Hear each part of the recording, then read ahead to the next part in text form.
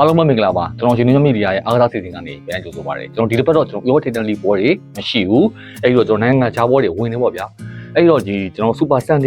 Sunday မှာဆိုရင်ကျွန်တော် National League ပေါ့ National League Quarter Final ၄ပွဲအပေါင်းစုစုပေါင်း12ပွဲကစားမယ်ဗျာကဲအဲ့တော့ကျွန်တော်အစင်လာမပြတ်ပေါ့ဗျာအဲ့ဒီပွဲနဲ့ပတ်သက်ပြီးကျွန်တော်ခံမှန်းကြမယ်ကဲစလာရအောင်ဗျာကျွန်တော်ပွဲစဉ်1ပေါ့ပထမဆုံးပွဲပေါ့အဲ့တော့ Hungary နဲ့ Turkey ဗျအဲ့မှာ Hungary က level 15ပေးတာအာရှဖွင့်လို့မှာ level 15ကိုကောင်ကနှိမ့်တော့ခွန်လာထွက်ထားတယ်ဗျနှလုံးကိုခွန်ဆန်မှာရှုပ်ထွက်ထားတယ်ပေါ့အဲ့တော့ဒီ Hungary ပေါ့ Hungary ရော3ပွဲတက်တိုင်မနိုင်ဘူးဟိုဖီရောက်ရှိတယ်ဗျအနိုင်ပြောင်းနေဒီ Turkey ပေါ့ Turkey ကပထမအကြော်မှာဒီ play ရောပထမအကြော်မှာသူက3-1နိုင်ထားတယ်အဲ့တော့ဒီဒါပေမဲ့တခုရှိတာဗျဒီ Turkey ကပထမကြော်နိုင်ထားပြီမဲ့လေ Hungary ကမှသွားကစားရင်တိတ်ပြီးရက်လက်မကောင်းဘူးဗျနောက်ဆုံး6ပုံမှာတပွဲပဲနိုင်တယ်အဲ့တော့ဒီဖွင့်လှစ်မှုကလည်းလှတယ် level 15ပေးတာပေါ့အဲ့တော့ကျွန်တော်ဒီဘက်မှာတော့ဒီကျွန်တော် Turkey ကိုမကြိုက်ဘူးဗျဒီအဝေးဝင်းမှာတို့အဝေးဖုန်းဆောင်ရတူတူကိုမကြိုက်ဘူးအဲ့တော့ကျွန်တော် Hungary ကိုကြိုက်တယ်အဲ့တော့ Hungary နောက်တစ်ပွဲဗျဆာဗီယာနဲ့ကျွန်တော် Austria ဗျအဲ့တော့ဒီအာရှဖွင့်လှစ်မှုပေါ့အာရှဖွင့်လှစ်မှုမှာဒီ Austria ပေါ့အဲ့တဲ့အတင်း Austria က level 20ပေးတာတယ်ဘိုးပေါင်းက2နောက်65ထွက်ထားတယ်ပေါ့တလုံး65ပါရှုံးထွက်ထားတယ်အဲ့တော့ဒီဆာဗီယာပေါ့ဆာဗီယာအခုလက်ရှိခြေစွမ်းကျဆင်းမှုနဲ့သူတို့ရေဆိုင်နေရတယ်၄ဘောတက်လာလဲသူမနိုင်ဘူးဖြစ်နေတယ်ပေါ့အဲ့မှာ Austria နောက်ဘက်တက်တဲ့ရက်လက်ကောင်းလာတယ်အဲ့တော့ကျွန်တော်ဒီဘက်မှာဗျဒီကိုပေါင်းကြည့်ကိုစိတ်ဝင်စားတယ်ဆာဗီယာရောဒီသူအိမ်ဘက်မှာဗျလုံးဝဖွင့်ကစားမှာပေါ့ဖွင့်တိုက်မှာအော်စတြီးယားလည်းရက်လက်ကောင်းတဲ့အတွက်ကြောင့်သူ့ရဲ့ဟန်သူကစားအောင်ပါပဲအဲ့တော့ဒီဘက်မှာကျွန်တော်ဆာဗီယာလည်းကျွန်တော်ဂိုးပေးကြည့်မယ်အော်စတြီးယားလည်းဂိုးပေးကြည့်မယ်အဲ့တော့ကျွန်တော်ဒီဘက်မှာဂိုးဘော်ကြိုက်တယ်ဗျအဲ့တော့ဆာဗီယာနဲ့အော်စတြီးယားဘက်မှာဂိုးဘော်ရွေးချယ်ရမယ်ဂိုးဘော်ကဲဟုတ်ပါပြီဗျတတိယဘောသွားမယ်တတိယပွဲစကော့တလန်နဲ့ဂရီပေါ့အဲ့တော့စကော့တလန်နဲ့ဂရီအဲ့ဒီမှာအရှဖွင့်လို့မှာစကော့တလန် level အစိဂိုးဘော်က240ရှုံးဖွင့်လာရပေါ့အဲ့တော့စကော့တလန်တော့ဒီအခုလက်ရှိပေါ့၄ဘောတက်ရက်လက်ကောင်းနေတယ်ဂရီကတော့ဗျာတိတ်မစုံဘူးဗျာဒါပေမဲ့ခုရှိတာဂရီကအဝင်းဝင်းလေးဝတ်အနိုင်ရထားတယ်အဲ့တော့ကျွန်တော်ကတော့ဒီဘက်မှာဗျာဒီကြေးကိုမကြိုက်ဘူးစကော့တလန်ပေးထားတဲ့ level အစိတ်ကိုမကြိုက်ဘူးအဲ့တော့ကျွန်တော်ဒီဘက်မှာ out နေဖြစ်တဲ့ဂရီကိုအားပေးချင်ပါတယ်အဲ့တော့စကော့တလန်နဲ့ဂရီဘက်မှာဂရီကနောက်ပွဲဗျာဘယ်ဂျီယန်ယူကရိန်းလာပြီဗျအဲ့မှာဘယ်ဂျီယန်တဲ့နှုတ်အစိတ်ဖွင့်လှစ်ထားပါတယ်ကိုပေါင်းက360ဘယ်ဂျီယန်ကစားသမားကောင်းတွေရှိရသားနဲ့အခုလက်ရှိဗျာ၄ဘောတက်တိုက်ရှုံးနေတယ်ဗျဘာတွေဖြစ်နေမှန်းမသိဘူးအဲ့လိုတွေ့ရတယ်ယူကရိန်းကောင်းနောက်ဘောတက်တက်ရက်လက်ကောင်းနေတယ်ဒီဘက်မှာဒီဘယ်ဂျီယန်တကယ်ကျုံသွားတော့သူမကျုံလို့မရတော့ဘူးဒီပေးတဲ့ကြေးရလှတယ်ပျော်နှလုံးကစားပါဗျာအဲ့တော့ကျွန်တော်ဒီဘက်မှာဒီအရှုံးတွေကနေတကယ်ရုံထွက်လာမဲ့ဘယ်ဂျီယန်ကိုကြိုက်တယ်အဲ့တော့ဘယ်ဂျီယန်နောက်တစ်ပွဲဗျကဲနောက်တစ်ပွဲကဂျော်ဂျီယာနဲ့အာမေးနီးယားအဲ့ဒီမှာကျွန်တော်အာရှဖွင့်လို့မှာဂျော်ဂျီယာ1-35ပေးရတယ်ဘိုးပေါင်းက380ဂျော်ဂျီယာပထမအကျော်ကတော့3-0နဲ့အာမေးနီးယားကိုနိုင်ထားတယ်အဲ့မှာအာမေးနီးယားကတော့ဒါဟိုအချိန်မကောင်းပဲ Nation League ပေါ့ Nation League အဝေးကို2ပွဲဆက်တိုက်တော့သူလှနေတယ်အဲ့တော့ကျွန်တော်ကဒီဘက်မှာဂျော်ဂျီယာကိုမကြိုက်ဘူးအာမေးနီးယားကိုကြိုက်ပါတယ်အဲ့တော့အာမေးနီးယားနောက်တစ်ပွဲကအိုက်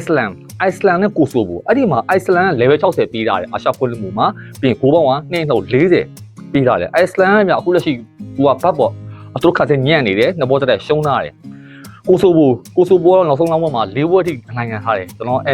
်ဒီကြေးမကြိုက်ဘူးဗျအိုက်စလန်ပေးတဲ့ကြေးကပျော့သလိုခံစားရတယ်အဲ့တော့ကျွန်တော်ဒီဘက်မှာဒီအဲ့တဲ့အတင်းပေါ့အော်အတင်းပေါ့ကိုဆိုဗိုရွေးချယ်ချင်ပါတယ်အဲ့တော့ကိုဆိုဗိုကနောက်တစ်ပွဲဗျစလိုဗေးနီးယားနဲ့စလိုဗက်ကီးယားအဲ့ဒီမှာစလိုဗေးနီးယား level 35ပေးထားတယ်ဂိုးပေါင်းက230ဖွင့်လှစ်ထားပါတယ်စလိုဗေးနီးယားအင်ရှင်နဲ့3ပွဲတက်မနိုင်ဘူးဖြစ်နေတယ်စလိုဘက်ကတော့နောက်ဆုံးလောက်မှာဒီသူတို့တကယ်တပွဲပဲရှုံးထားတယ်ပေါ့ပထမကျတော့ဗျာကိုမပေါ်ခဲ့ဘူးကျွန်တော်ဒီဘက်မှာတော့ဗျာသူတို့နှစ်သင်းရဲ့ကစားအားရဲ့ရုံးအားကြောင့်ကျွန်တော်ဒီဘက်မှာဒီ body ကိုမရွေးချယ်ခြင်းဘူးကျွန်တော်ကဂိုးပေါင်းအပေါ်ကိုကြိုက်ပါတယ်အဲ့တော့ slow base နဲ့ slow back ပွဲမှာကျွန်တော်ဂိုးပေါ်နောက်ပွဲဗျာပွဲကောင်းကိုလာတော့မယ်ဗျာလာပါပြီကျွန်တော်ပွဲကောင်းနေပေါ့ဒီ quarter final ဒုတိယကြောက်ပွဲတယ်စပိန်နဲ့ဟော်လန်စပိန်နဲ့တလန်ပေါ့အဲ့ဒီမှာစပိန်က140ထွက်ထားတဲ့ body ကြီးဘိုးပေါင်းက365ထွက်ထားတယ်စပိန်ကတော့ဒီစပိန်တိုင်းဆိုတော့ကျွန်တော်ဒီသူရလက်လေရန်ကောင်းနေတယ်ကစားသမားကောင်းနေတယ်အများကြီးဆုံးခွေထားတယ်ထားပါတော့အဲ့တော့ဟော်လန်အဝင်းဝင်းသုံးဘောတက်မနိုင်ဘူးဖြစ်နေအဲ့တော့အဝင်းဝင်းသုံးဘောတက်မနိုင်တဲ့အတင်းကိုဒီစပိန်က140ပေးတာဗျာ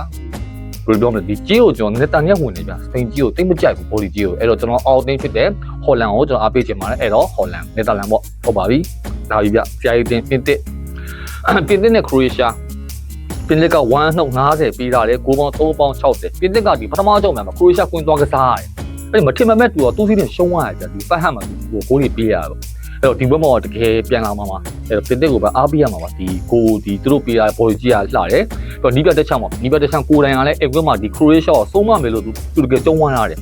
အဲ့တော့ကျွန်တော်ကတော့ဒီအဝေးကွင်းမလှတဲ့ခရိုအေးရှားကိုညှိပယ်ချင်ပါတယ်အဲ့တော့ပြင်သစ်ကိုယုံကြည်ရမယ်ပြင်သစ်ကဲနှစ်ပွဲပဲကြံပါလေဗျပေါ်တူဂီနဲ့ဒိန်းမန်အဲ့မှာပေါ်တူဂီက1ပေါင်း20ဟိုပေါင်းက3ပေါင်း90ဖွင့်လက်ထားတယ်ပေါ်တူဂီကကျွန်တော်ဂုံကြီးဥဆောင်နေပြီမဲ့လည်းအချိန်မကောင်းသေးဘူးမကောင်းဘူးဖြစ်နေသဘောတမနိုင်အနိုင်ပြောင်းနေတယ်ဒိန်းမန်ကတော့သူတို့ဟန်အတိုင်းသူကစားမှာပဲဒိန်းမန်ကလေးဘောတက်အနိုင်ပြောက်တဲ့ဂျားကနေပြီးခဲ့တဲ့ဘောသူကဒီပေါ်တူဂီတော့သူက